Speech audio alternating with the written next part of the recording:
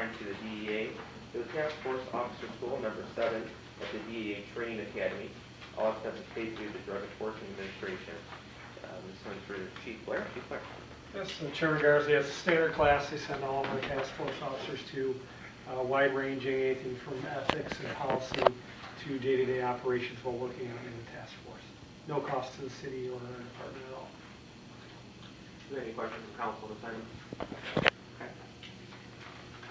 Next, items 29 through 36, which are all police-related purchases for uniforms, contractual services, 911 training, police board of prisoners, police actuarial 2, police operating supplies, and police repairs and maintenance for vehicles, and police justice forfeiture services. Are there any questions for Chief Blair on items 29 through 36 on our police-related purchases? I have a question. Yes, Councilman. On number 30, item number 30, what is DCC?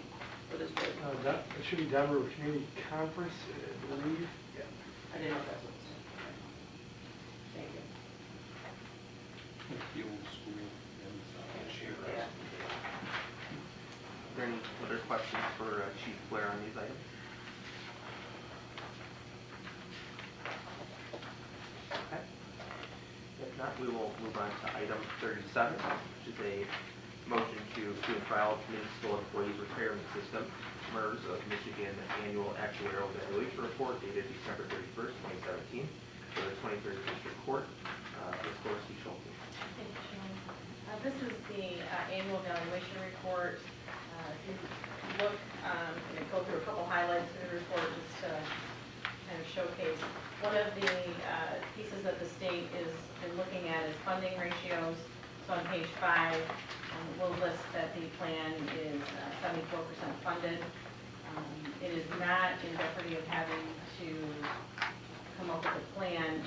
Recently there was some legislation where pension plans that are under 60%, entities will have to come up with a strategy and a long-term plan to address the funding issues.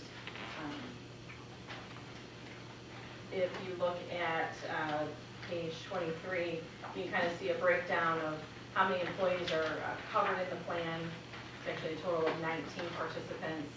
Some of them are receiving benefits, some have yet to receive benefits, and then we have currently 7 active employees in the plan. Happy to enter or answer any other questions that you might have regarding. Okay. Is there any questions from council? Okay. Thank you. Go back to 32. Sure. We're going to go back to Okay. 32. Not up to that. Chief, this is that county money. I wanted $180,000 for county money. What is this? Police board of prisoners. What does that money go towards, and what do they? Housing of prisoners.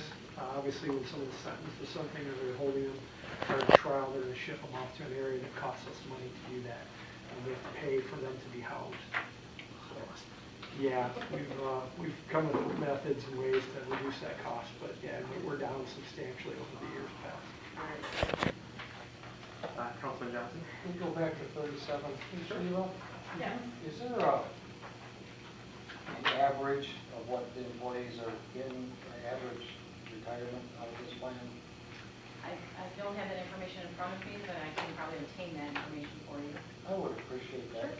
Thank you. Just to note too, it is a closed plan. There are no new participants that are going into the plan. New hires are into the defined contribution. Okay.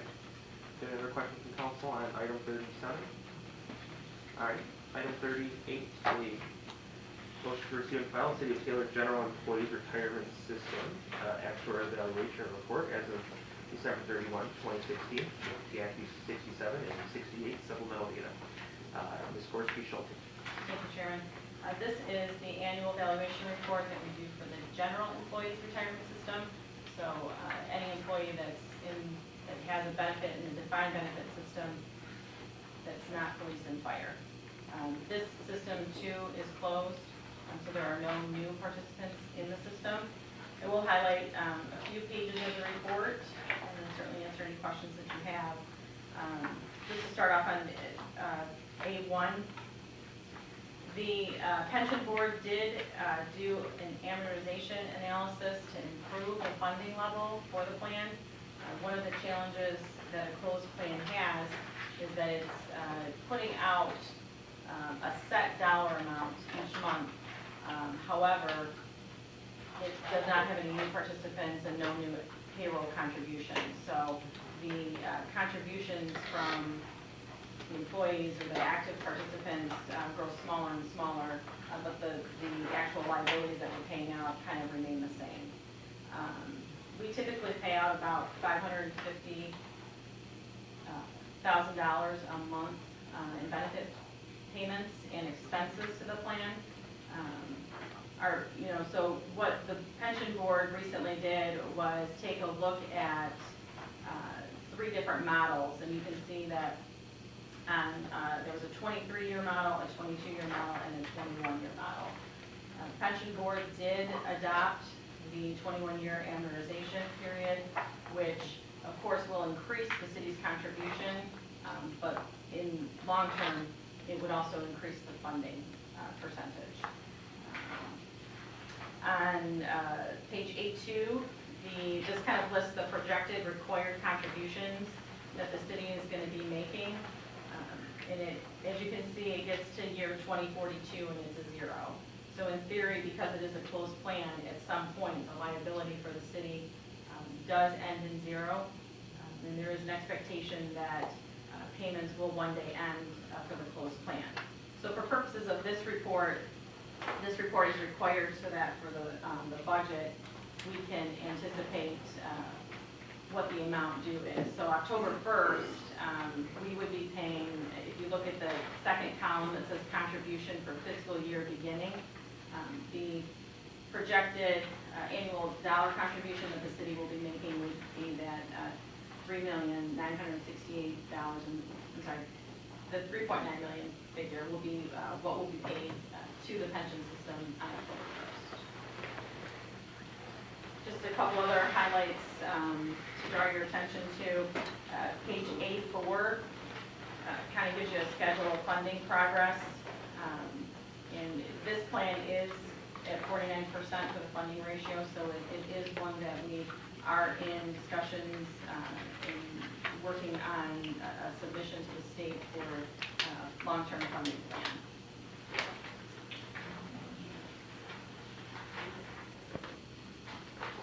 I think those are the highlights that I wanted to review. Much of the data in the back, kind of actually goes into how many participants, their ages. A couple of things to note, we are using the 2014 mortality tables, so the pension board did adopt usage of those, so because people are living longer, the actual funding time period has extended, and we need to take that into consideration when we're looking at the contribution structure and the funding for the plan. Any questions that I can answer, anyone? Is there an average on this one too? That's different. For participant Yeah. per month? Yeah, average benefits receiving. Yeah, Councilman, I think in the past we've we can provide you a listing Okay. of the names with the monthly benefits, and we can provide you an updated if you'd like. Okay, I would appreciate that. Sure. Are there any I don't need the names, I just want to answer. Okay. Are there any other questions on this item? Okay. Item 39 is a motion to approve issuance of solicitor's permit to Smart Home Pros Incorporated for sale of home automation alarm systems through August of 2018. Clerk Fowler? Mr. Chairman, another solicitation permit from another company wanting to solicit business at our homes. We've seen a big increase of people coming in to apply. I don't know if we're aware that we do monitor what's going on out there now with those cars, what's going on, and they actually come in this week on Monday. I'm not familiar with what they're trying to sell, but they grabbed their paperwork to come forward. They passed all their background and provided all the necessary documents to come forward. Are there any questions for the clerk on this? I find it interesting that the other municipalities have taken similar licenses have been Flint and Pontiac. Nothing close by. I will before we go on. I don't know if we're a guinea pig or anything, but. Did they just apply, they just went the month of August? No, they get the whole year. He said till the, what does he say in there, until the permit expires. It says August of 2018, should that be 19? For the piece of desired length, for as long as the license is active valid. Oh, yes. Yeah, the item, yeah. Okay. And then my item. Are they running through the I feel like it's today of the month. Okay. Well, if we slow down the march. Yeah. Yeah. Or tonight, I'm sorry. Are there any other comments or questions on item 39?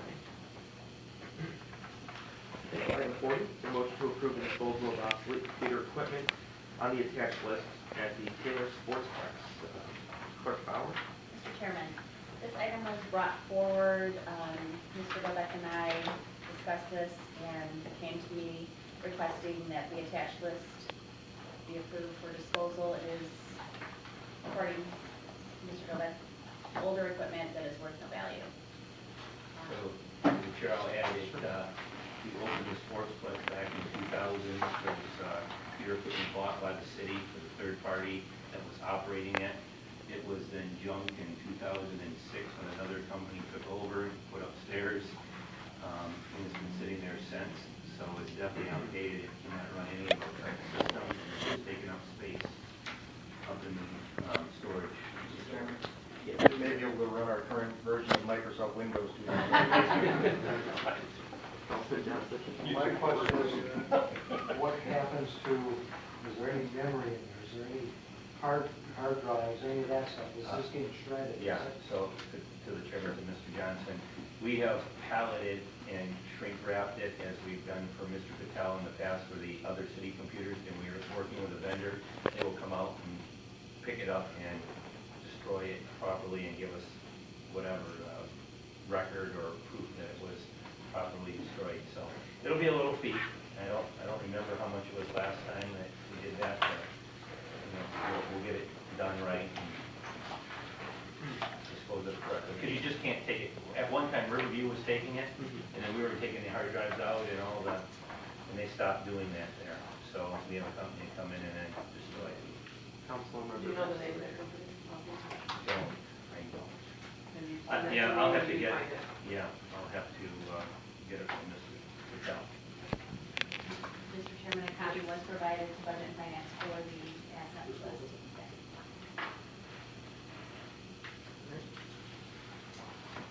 All right, any other questions on item 40? All right, for open business, do you have anything, institutional, for tonight, or anything else? No? Okay. All right, same as the office council?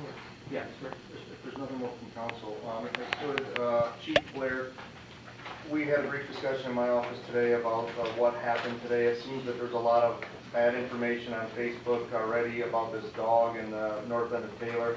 I wanted to just give council an update of what happened, just so everybody's aware. Sure, at Northwest Park today, we had a officer from a different city who's doing canine training. He didn't even have his dog out with him. He was out just checking the area, and he was approached by two pit bulls that ran off of a park, off of a porch, I'm sorry. He fell down, and the dog continued to come at him. He pulled his pistol out and fired a single round, striking one of the dogs in the face. I'm now being told that the dog did survive and was taken to a vet. So it was fired in response to an attack against that officer, and the officer responded appropriately. So it wasn't in its yard? No, that's Because the report the report I had seen, it was in its backyard and all that, so. I was wondering that because if it's like, well, if it's at Northwest Park, how was that in somebody's backyard? It's actually in the street itself when the round was fired. Now, the officer was doing nothing but checking the area. He was going to be doing canine training. They're scheduled to do canine training a couple of times a month. His dog was not even with him at that time. So, Mr. Chairman, just a couple of points in this. Obviously, it's an unfortunate situation.